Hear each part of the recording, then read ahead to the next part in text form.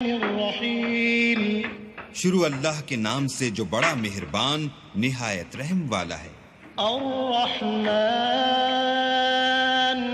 علم القرآن خلق الإنسان علمه البيان الشمس والقمر بحسبان والنجم والشجر يسجدان والسماء رفعها ووضع الميزان ألا تطغوا في الميزان وأقيموا الوزن بالقسط ولا تخسروا الميزان والأرض وضعها للأنام فيها فاكهة والنخل ذات الأكمام والحب ذو العصف والريحان فبأي آلاء ربكما تكذبان۔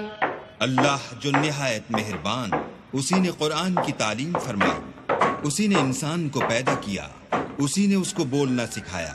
سورج اور چاند ایک حساب مقرر سے چل رہے ہیں اور بوٹیاں اور درخت سجدہ کر رہے ہیں، اور اسی نے آسمان کو بلند کیا اور ترازو قائم کی کہ ترازو سے تولنے میں حد سے تجاوز نہ کرو، اور انصاف کے ساتھ ٹھیک تولو اور تول کم مت کرو۔ اور اسی نے خلقت کے لیے زمین بچھائی، اس میں میوے اور کھجور کے درخت ہیں جن کے خوشوں پر غلاف ہوتے ہیں، اور اناج جس کے ساتھ بھس ہوتا ہے، اور خوشبودار پھول۔ تو اے گروہ جن و انس، تم اپنے پروردگار کی کون کون سی نعمت کو جھٹلاؤ گے؟ خلق الإنسان من صلصال كالفخار وخلق الجان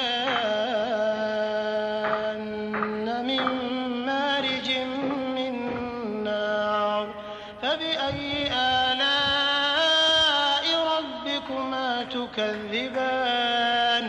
اسی نے انسان کو ٹھیکرے کی طرح کھن کھناتی مٹی سے بنایا اور جنات کو آگ کے شعلے سے پیدا کیا، تو تم اپنے پروردگار کی کون کون سی نعمت کو جھٹلاؤ گے؟ رب المشرقین ورب المغربین فبأي آلاء ربكما تكذبان۔